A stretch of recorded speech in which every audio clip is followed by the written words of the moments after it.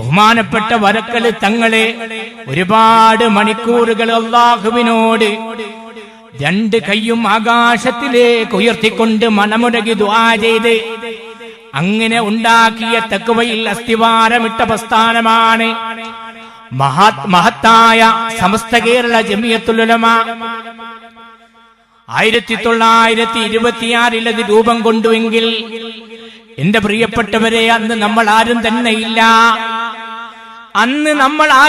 ഇല്ല. പക്ഷേ ഇന്ന് ആ മഹത്തായ സംഘടനയുടെ 100ാം വാർഷികം ആഘോഷിക്കാൻ വേണ്ടി പോകുമ്പോൾ അതിന്റെ പ്രചരണ പ്രവർത്തനങ്ങൾ നടത്താൻ, അതിന്റെ ഭാഗവാക്കായി മാറുവാൻ അടുത്തൊരു 100 വർഷത്തേക്ക് സമസ്ത പ്രഖ്യാപിച്ചിട്ടുള്ള 15 പദ്ധതി, ആ പദ്ധതിയിലേക്ക് ഫണ്ട് സ്വരൂപിക്കാൻ തഹിയയിൽ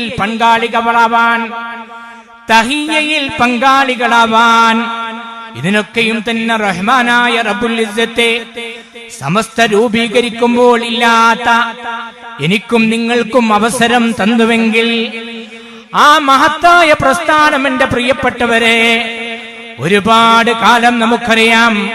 അതിന്റെ ജനറൽ സെക്രട്ടറി പദവിയിലിരുന്നു കൊണ്ട് മഹാനായ ശംസുൽ ഉലമായി തങ്ങൾ, മഹാന്റെ ദർജ അല്ലാഹു വർദ്ധിപ്പിച്ചു കൊടുക്കട്ടെ,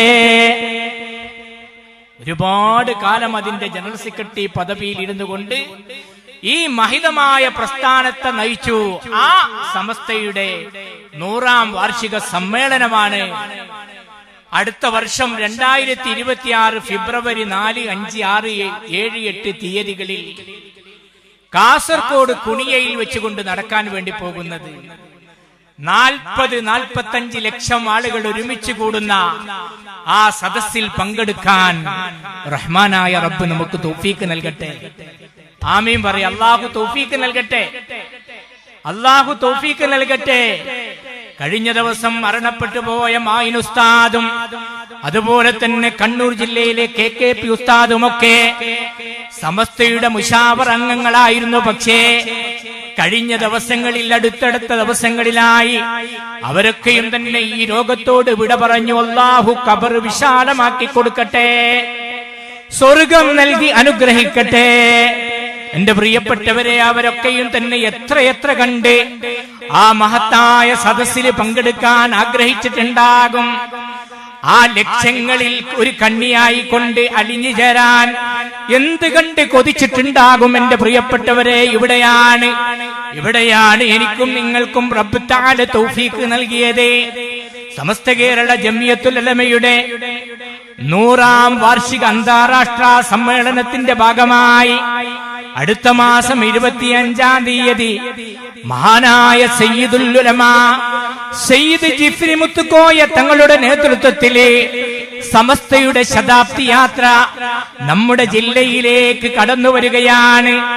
25-ാം തീയതി ഡിസംബർ 25-ന്റെ അന്ന് 3 മണിക്ക് ബഹുമാനപ്പെട്ട സയ്യിദ് അവറുകളെ ഏകദേശം 500 വാഹനങ്ങളുടെ അകമ്പടിയോടുകൂടി ബത്തേരി ഭാഗത്തുകൂടെ കൽപ്പറ്റയിലേക്ക് കടന്നു വരുമ്പോ വയനാട് ജില്ലയിലെ അപാരവൃദ്ധം ജനങ്ങളും ആ യാത്രയെ സ്വീകരിക്കാൻ കൽപ്പറ്റയിൽ എത്തുമ്പോൾ അവിടെയും പങ്കെടുക്കാൻ അല്ലാഹു നമുക്ക് തൗഫീഖ് നൽകട്ടെ. ആ സമ്മേളനത്തിന്റെ ഭാഗമായിട്ട് ക്യാമ്പ് നടക്കുന്നുണ്ട്. ഞാൻ നേരത്തെ അബ്ദുറഹ്മാനോട് ചോദിച്ചു, ഇവിടുന്ന് എത്ര ആള്, ഇവിടുന്ന് ഒരു 5-10 ആളുകൾ ക്യാമ്പിൽ രജിസ്റ്റർ ചെയ്തിട്ടുണ്ട്. എങ്ങനത്തെ ക്യാമ്പാ? 33,313 ആളുകൾ പങ്കെടുക്കുന്ന ക്യാമ്പ്. എന്റെ പ്രിയപ്പെട്ടവരെ, ആ ക്യാമ്പ് തീരുന്നതിന് മുമ്പ് 3,333 ഖത്മ് തീർക്കുന്ന ഒരു ക്യാമ്പാണത്. 3,333 ഖത്മ് തീർക്കുന്ന ക്യാമ്പ്. 33,333 യാസീൻ ഓതുന്ന ക്യാമ്പ്. അല്ലാഹു അതിൽ പങ്കെടുക്കാൻ തൗഫീഖ് ചെയ്യട്ടെ. ആമീൻ പറ. അല്ലാഹു അതിൽ പങ്കെടുക്കാൻ തൗഫീഖ് നൽകട്ടെ. ആ മഹത്തായ പ്രസ്ഥാനത്തിന്റെ ഒരുപാട് കാലം അതിന് നേതൃത്വം നൽകി കടന്നുപോയ ശംസുൽ ഉലമായി തങ്ങള് ആരായിരുന്നു? വലിയ പണ്ഡിതനായിരുന്നു. അതിലപ്പുറം എന്റെ പ്രിയപ്പെട്ടവരെ വലിയായിരുന്നു. ഔലിയാക്കളുടെ നേതാവായിരുന്നു മഹാൻ. എത്രയെത്ര ചരിത്രങ്ങൾ, എത്രയെത്ര കറാമത്തുകൾ. ഒരിക്കല് ബഹുമാനപ്പെട്ട ശംസുൽ ഉലമായി തങ്ങള് മുത്തുപ്പെട്ട ദാവൂദുൽ ഹക്കീം തങ്ങളെ മക്ബറയിലേക്ക് സിയാറത്തിന് വേണ്ടി പോയി. അവിടെ നമ്മൾ കേട്ടിട്ടുണ്ടല്ലോ, അവിടെ പോയിട്ടുണ്ടെങ്കിൽ കാണാതെ കേൾക്കാതെ ഓപ്പറേഷൻ നടക്കുന്നു മറ്റൊക്കെ നമ്മൾ കേട്ടിട്ടുണ്ടല്ലോ. അങ്ങനെ ബഹുമാനപ്പെട്ട ശംസുൽ ഉലമായി കെ അബൂബക്കർ ഉസ്താദ് മഹാനവറുകളെ മുത്തുപ്പെട്ട ദാവൂദുൽ ഹക്കീം തങ്ങളുടെ മക്ബറ സിയാറത്തിന് വേണ്ടി ആ സിയാറത്തിനതിന്റെ ഉള്ളിൽ കയറി ഒരുപാട് നേരം ദുആ മറ്റ് കാര്യങ്ങളൊക്കെ നടത്തി പുറത്തേക്കിറങ്ങുമ്പോ ഒരു 9 വയസ്സുള്ള കുട്ടിയെ പിടിച്ചൊരു ഉമ്മ അല്ലെങ്കിൽ അമ്മ ആ മക്ബറയുടെ പുറത്ത് കരഞ്ഞു കലങ്ങിയ കണ്ണുനീരുമായി വിതുമ്പുന്ന മനസ്സുമായി കൊണ്ടു നിൽക്കുകയാണ്. ആ സമയത്ത് ആ സഹോദരി പറയുകയാണ്, ബഹുമാനപ്പെട്ട ഹസ്രത്ത് അവറുകളെ, ബഹുമാനപ്പെട്ട ഈ കെ അബൂബക്കർ ഉസ്താദ് ശംസുൽ ഉലമായി തങ്ങളെ അഭിസംബോധനം ചെയ്തുകൊണ്ട് പറയുകയാണ്, ഈ കുട്ടിക്ക് 9 വയസ്സായി. ഇന്ന് വരെ ഈ കുട്ടി എന്നെ ഉമ്മ എന്ന് വിളിച്ചിട്ടില്ല, എന്നെ ഉമ്മ എന്ന് വിളിച്ചിട്ടില്ല. കുട്ടി പ്രസവിച്ചത് മുതൽ സംസാരിക്കുന്നില്ല. എങ്ങനെയെങ്കിലും ഈ കുട്ടി എന്നെ ഒരു തവണയെങ്കിലും ഉമ്മ എന്ന് വിളിക്കുന്ന ഒരവസ്ഥ ഉണ്ടാക്കി തരാൻ അങ്ങ് ദുആ ചെയ്യണേ എന്ന് കരഞ്ഞു കലങ്ങിയ കണ്ണുകളുമായി കൊണ്ട് പറയുമ്പോൾ ബഹുമാനപ്പെട്ട ശംസുൽ ഉലമായി തങ്ങളെ ആ കുട്ടിന്റെ കൈയും പിടിച്ചിട്ട് രണ്ടാമതും മക്കാമിലേക്ക് അങ്ങ് കയറി. എവിടെ? മുത്തുപ്പെട്ട മക്കാമിലേക്ക് കയറി. അവിടെയുള്ള ആളുകളോടൊക്കെ പുറത്തേക്ക് ഇറങ്ങാൻ പറഞ്ഞു. എന്നിട്ട് എന്റെ പ്രിയപ്പെട്ടവരെ ദീർഘനേരം ആ കുട്ടിക്ക് വേണ്ടി ദുആ ചെയ്ത് അങ്ങനെ പുറത്തിറങ്ങിയിട്ട് കുട്ടിനോട് പറയാ, വിളിക്കടാ ഉമ്മ, വിളിക്കടാ ഉമ്മ. കുട്ടി അതാ വിളിക്കുന്നു. 9 വർഷം പ്രസവിച്ചിട്ട് 9 വർഷം കമാന്നൊരക്ഷരമുറിയാടാത്ത ആ കുട്ടി അതാ ഉമ്മ എന്ന് വിളിക്കുക. അതാണ് ശംസുൽ ഉലമായി തങ്ങൾ. വലിയങ്ങളുടെ ഔലിയാക്കളുടെ വലിയാണ് എന്റെ പ്രിയപ്പെട്ടവരെ മഹാനായ ശംസുൽ ഉലമായി തങ്ങൾ. ഒരിക്കലും ബഹുമാനപ്പെട്ട ആദിർശ്ശേരി മുഹമ്മദ് ഉസ്താദ് അല്ലാഹു മഗ്ഫിറത്തും റഹ്മത്തും നൽകട്ടെ മരണപ്പെട്ടുപോയി. ഒരിക്കൽ പറഞ്ഞു അത്രേ, ഒരിക്കൽ മഹാനായ ശംസുൽ ഉലമായി തങ്ങളുടെ വീട്ടിലേക്ക് പോയി. അങ്ങനെ വീട്ടിൽ ചെന്ന് നോക്കുന്ന സമയത്ത് ബഹുമാനപ്പെട്ട ശംസുൽ ഉലമായി തങ്ങളുടെ വീട്ടിലുള്ള വേലക്കാരൻ ബഹുമാനപ്പെട്ട ശംസുൽ ഉലമാ മഹാനവറുകളോട് തർക്കിക്കുകയാണ്. എന്തിനാ തർക്കിക്കുന്നത്? എന്തിനാ നിങ്ങൾ ആ പശുവിനെ വിട്ടത്? എന്തിനാ നിങ്ങൾ ആ കാളനെ വിട്ടത്? ഇപ്പം വാങ്ങിയ കാളൻ എന്തിനാ പറ്റാന്ന് ചോദിച്ചിട്ട് ഇങ്ങനെ തർക്കിക്ക. നേരത്തെ ഒരു കാളുണ്ടായിരുന്നു പൂട്ടാനൊക്കെ ഉപയോഗിക്കുന്നേ, അതിനെ വിറ്റ് പുതിയ കാളിനെ വാങ്ങിയപ്പോ അത് ആലേന്ന് എഴുന്നേക്കുന്നില്ല. ഇതിങ്ങനെ കേട്ട് ആ സമയത്താണ് ആദിർശ്ശേരി മുഹമ്മദ് ഉസ്താദ് അവിടെ ഇങ്ങനെ ഇരിക്കുന്നത്. അങ്ങനെ ബഹുമാനപ്പെട്ട ശംസുൽ ഉലമായി തങ്ങള് ആദിർശ്ശേരി ഉസ്താദിനോട് പറഞ്ഞു, നിങ്ങൾ ഇവിടെ ഇരിക്കുക, അപ്പം വരാം. അങ്ങനെ പുറത്തേക്ക് ഇറങ്ങി ബഹുമാനപ്പെട്ടവരോടുകൂടെ ആദിർശ്ശേരി ഉസ്താദും പോയി. അങ്ങനെ ആലയിൽ പോയിട്ട് ഈ കിടക്കുന്ന കാളന്റെ കണ്ണിലേക്ക് ഇങ്ങനെ നോക്കിയിട്ട് കുറെ നേരം എന്തോന്ന് ചൊല്ലിയപ്പോ ആ കാളൊരൊറ്റ എഴുന്നേൽക്കല. അങ്ങനെ തിരിച്ചു പോന്ന്. അങ്ങനെ എന്റെ പ്രിയപ്പെട്ടവരെ ഈ വീട്ടിലുള്ള വേലക്കാരൻ ഈ കാളയെ അയച്ചിട്ട് വയലിലേക്ക് കൊണ്ടുപോയി. കുറച്ചു കഴിഞ്ഞപ്പം വന്ന് പറയാണ്, ഉസ്താദെ ഇപ്പം വാങ്ങിയ കാള നല്ല കാളയാണ്, കഴിഞ്ഞ പ്രാവശ്യം നമ്മൾ വിറ്റ കാളിനെക്കാട്ടും ഭയങ്കര ഉഷാറാണ്. മഹാനായ ശംസുൽ ഉലമായി തങ്ങൾ അവരുടെ മദദ് കൊണ്ട് അല്ലാഹു നമ്മളെയൊക്കെ രക്ഷപ്പെടുത്തി തരട്ടെ. അവരുടെ മദദ് കൊണ്ട് അല്ലാഹു നമ്മളെയൊക്കെ രക്ഷപ്പെടുത്തി തരട്ടെ. ബഹുമാനപ്പെട്ട ശംസുൽ ഉലമായി തങ്ങളെ എന്റെ പ്രിയപ്പെട്ടവരെ ഒരുപാട് പണ്ഡിതന്മാരുടെ ഉസ്താദ്, ഒരുപാട് സാദാത്യങ്ങളുടെ ഉസ്താദ്. ശംസുൽ ഉലമാ എന്നുള്ള പേര്, ശംസുൽ ഉലമാ എന്നുള്ള പേര് കേരളത്തിലെ കേരളീയർ കൊടുത്തതല്ല.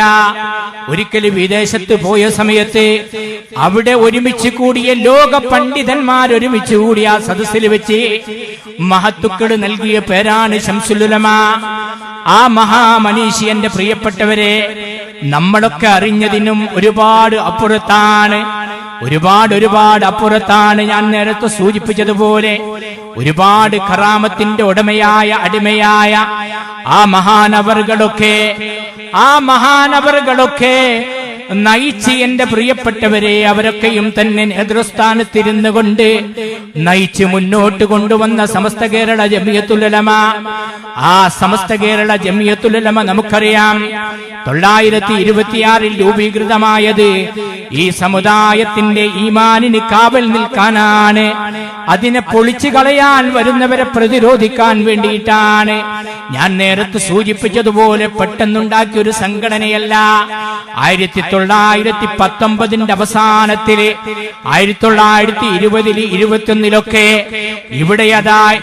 ഇവിടുത്തെ മുസ്ലിങ്ങളുടെ ഈമാനിന് വൈകല്യമുണ്ടാക്കാൻ പരിശുദ്ധമായ ഖുർആനിന്റെ ആയത്തുകൾ സന്ദർഭങ്ങളിൽ നടത്തിയെടുത്ത് ഹദീസിനെ ദുർവ്യാഖ്യാനം ചെയ്തുകൊണ്ട് നിങ്ങൾ ഇതുവരെ വിശ്വസിച്ചതും അതല്ലെങ്കിൽ ജീവിച്ചതൊക്കെ യഥാർത്ഥ ഇസ്ലാമല്ലാവെന്നൊക്കെ പറഞ്ഞുകൊണ്ട് കടന്നു വന്നപ്പോൾ അവരെ പ്രതിരോധിക്കാൻ വേണ്ടി 1926 രൂപീകൃതമായ സമസ്ത കേരള ജമിയത്തുൽ ഉലമ.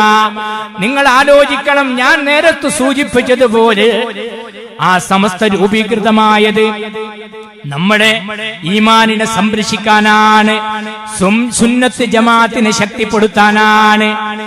ഇന്ന് പറയുന്നത് പോലെ പല ആളുകളും പറയുന്നത് പോലെ ചിന്തിക്കുന്നത് പോലെ എന്റെ പ്രിയപ്പെട്ടവരെ മറ്റേതെങ്കിലും വിഷയങ്ങൾക്ക് വേണ്ടിയായിരുന്നില്ല.